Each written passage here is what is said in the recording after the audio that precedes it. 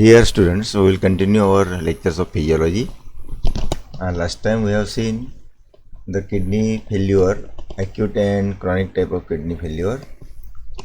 In acute type of kidney failure, it was a fast kidney failure processing and kidney is paralyzing very fastly.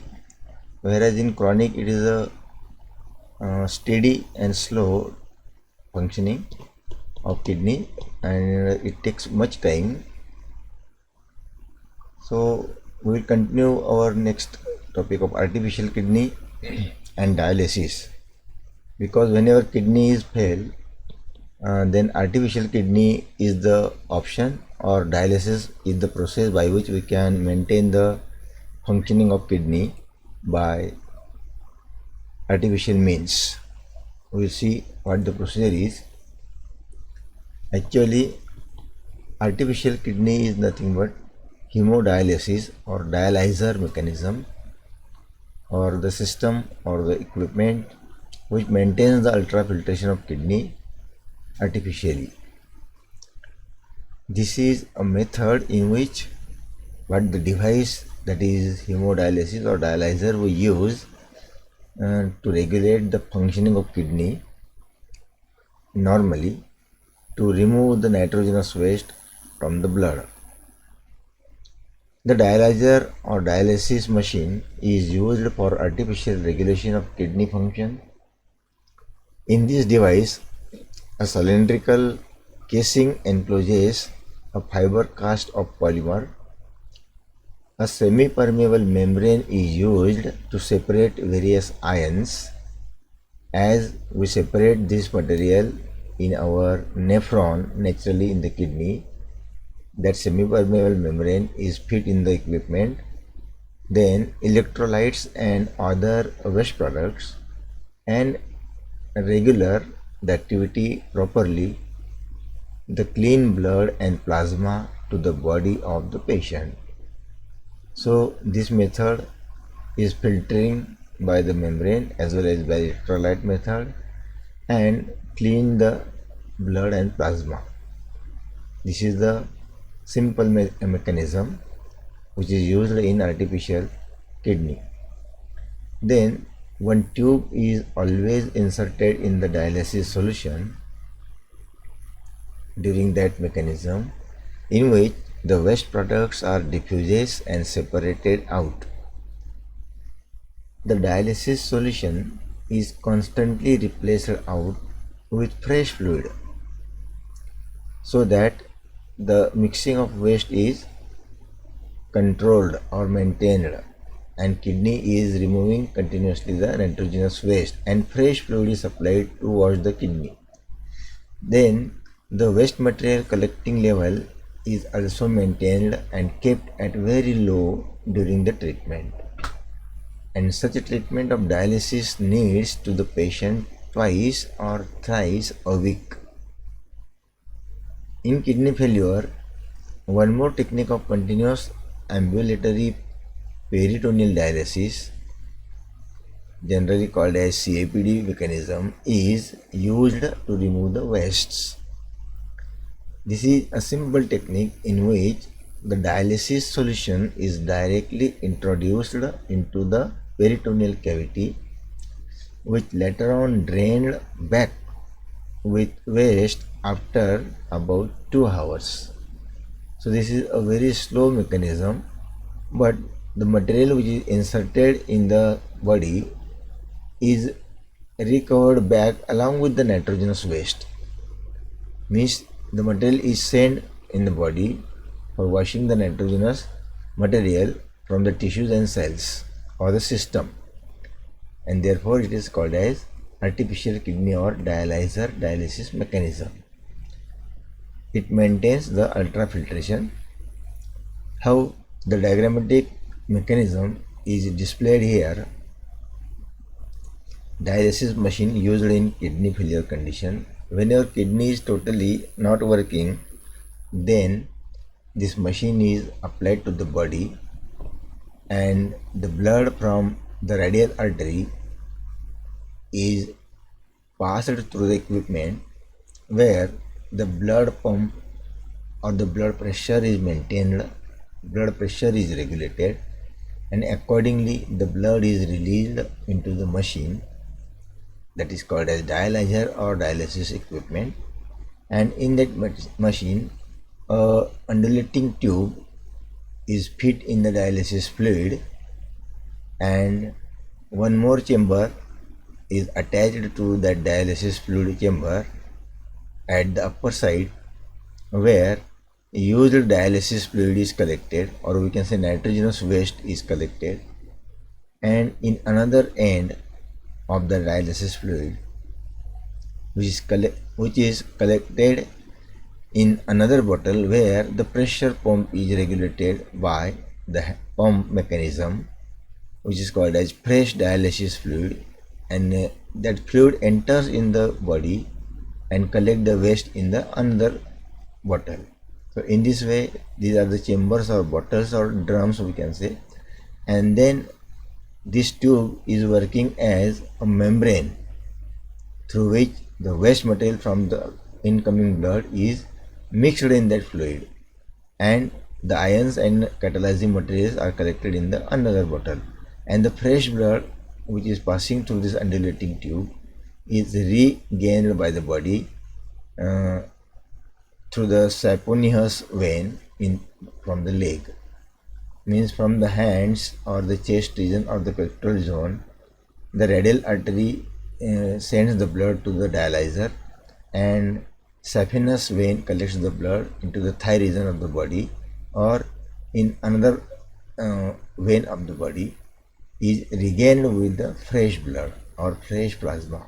So this is the machine which is called as generally dialyzer or dialysis machine. Now gout and nephritis. Now after kidney failure, some another problems are also there to the human body regarding the filtration, ultrafiltration, or filtration of some important materials, proteins, enzymes, steroids, etc., or the main contents of the urine, that is uric acid, its a saturation, and likewise elements have to be studied regarding the excretion. So when uric acid is the main content of the urine, which saturation in blood increases to the high level. Whenever this level is utmost or high level, such a condition is known as gout. This condition is occurring due to irregular metabolism, or in metabolism excess uric acid is produced, maybe from the high dietary intake. Means the kidney failure patient or kidney problematic person must have to take a simple food instead of high dietary intake. The uric acid is saturated in the tissues and the joints and causes abnormality. So these abnormalities in the patient generally called as arthritis. So uric acid saturation and its changed level may causes arthritis, or we can say problem of bones, particularly with joints. The proper treatment is non-steroidal anti-inflammatory drug, generally called as NSAIDs in the field of medical science. Then steroids or colchicine. So these are the materials which are by mistake or by abnormality or by not proper functioning of the kidney is released in the urine, and it causes pain in joints. If the increased uric acid level is long standing, means not in a short, long standing, called as hyperuricemia. Whenever the condition shows that the maximum amount of uric acid in the blood and the excess saturation of this uric acid catalysts or crystals in the kidney may cause the kidney stone, or we can say generally stone. So this is formed from the calcium and other crystals which are aggregated together along with the nitrogenous waste, either in the kidney or in the hilus of the kidney. So gout is a disorder of purine metabolism. Particularly the proteinous material purine causes abnormalities in the kidney or excretory disorder, and then generally called as gout. This creates monosodium crystals in the body and deposited in the tendons, and these crystals in the tendon are causing penetration to the cartilages, and it causes a severe pain to the joints. So this may be a note appear may in the examination, so you have to be ready to write a note. Next topic of the chapter is nephritis. As usual, we know nephron is the basic unit of the kidney, and it is a basic unit of ultrafiltration. And if there is a problem in the glomerular filtration in the nephron, the disease or abnormality is generally called as nephritis. Or we can say nephritis is a condition in which one causes an inflammation, or we can say pain, of the kidneys and glomerular tubules. Generally this pain is to the lower abdomen of the body, and the symptoms can show that there is a problem to the kidney, and or by observing the pathological examination of urine we can detect these glomerular tubule abnormalities. This is the basic. This is caused by the infection of bacteria to the renal organs, particularly to the renal pelvis, where probably the stone may appear, and the surrounding tissues of the pelvis. If an inflammation is especially to the glomerular filtrate system, then this is called as glomerulonephritis. Means nephritis is not only regarding the ultrafiltration, but if only a special tissue or special part of the system is affected or causing inflammation, then such a condition, especially to the glomerular filtrate, is called as glomerulonephritis. It may produce the glomerular injury to its soft tissue or its tissues which take part in the ultrafiltration. This can lead to a reduce the urine formation or waste filtration.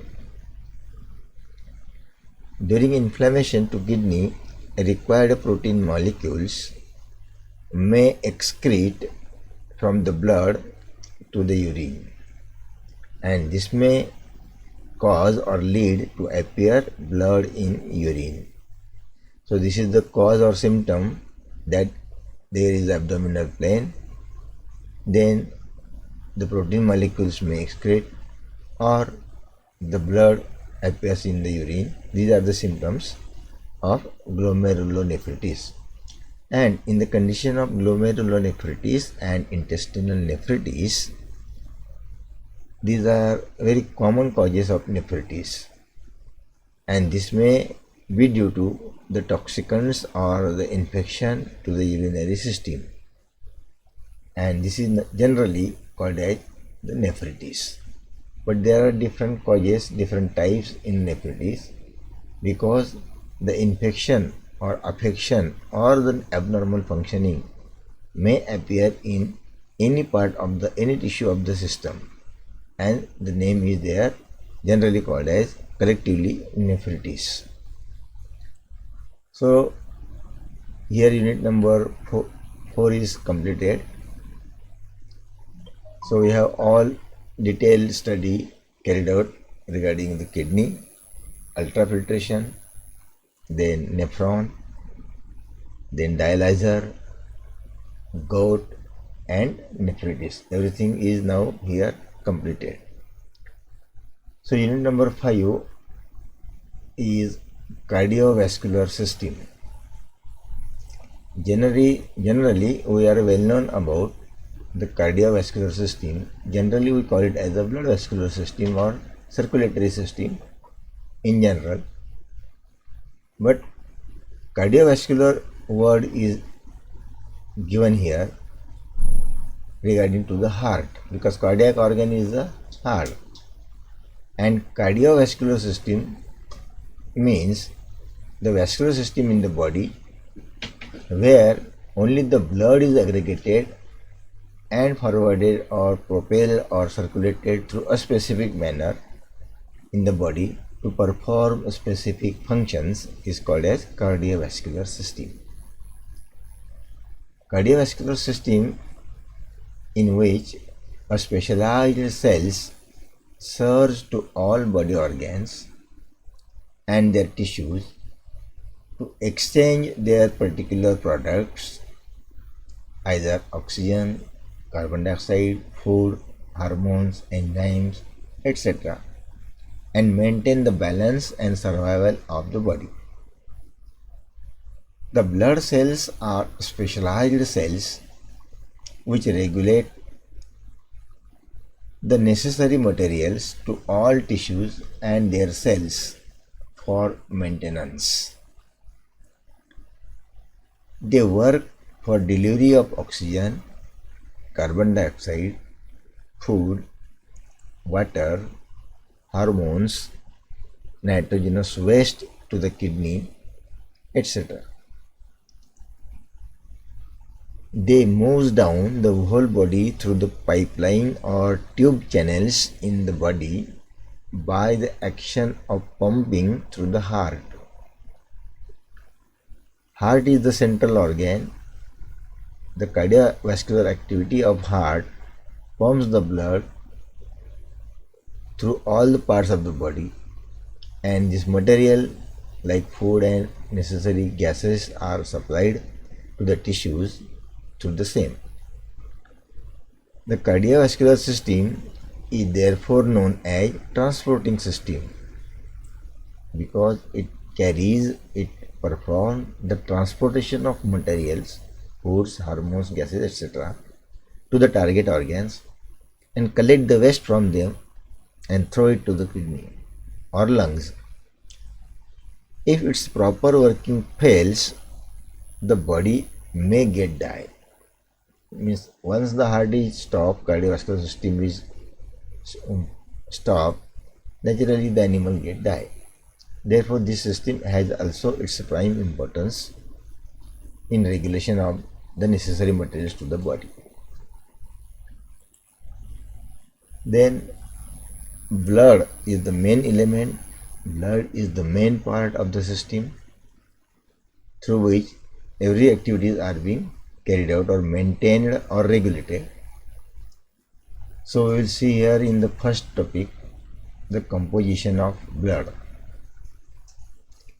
As usual, all of you are well known about the blood, which contains RBC, WBC, plasma, organic and inorganic constituents, and platelets or broken RBCs. So these all together work and perform the proper physiological functions in the body, that we will see how they maintain everything in the body. Blood generally consists of plasma and the formed elements,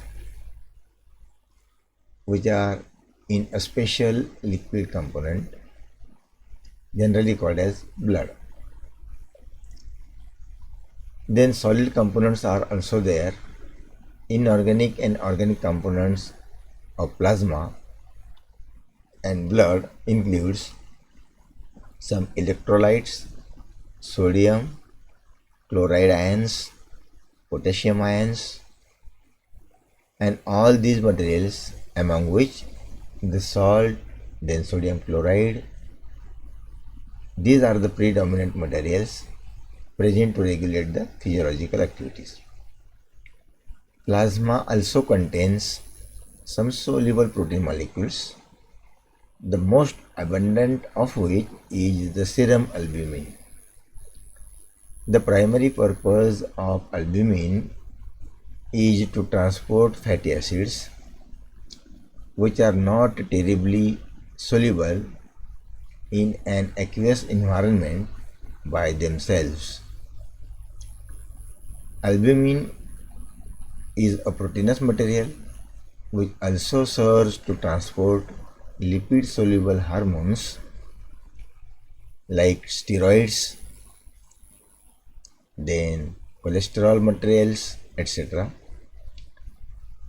Another major component is carbonic anhydrase that catalyzes the conversion of dissolved carbon dioxide to bicarbonate anions and back from bicarbonate anions to the carbon dioxide. These are the reversible reaction, and this can be carried out or facilitated by the carbonic anhydrase enzyme. So carbonic anhydrase is very essential and also maintaining the pH of the blood and extracellular fluids within physiological limits. In spite of these all, some plasma proteins which are of interest include immunoglobulins, or we can say immune maintaining globulins or protein fibers, then fibrinogens and some clotting factors.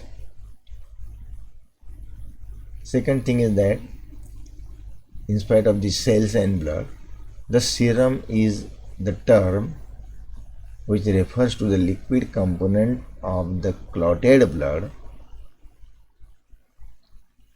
That serum differs from the plasma in that it lacks the formed elements.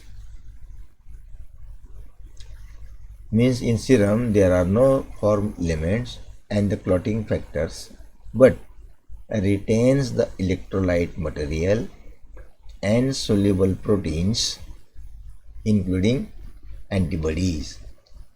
So this is about the blood cells, particularly the plasma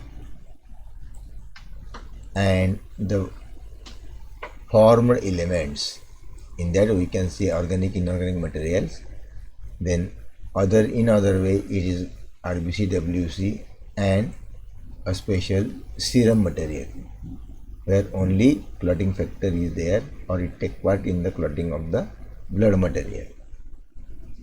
So here we will complete here today's lecture on the kidney functioning and the cardiovascular system. So next topic will be continued in the next. Till then, see you. We will discuss in the next topic about the working of the blood cells, working of the heart, working of the chambers and etc.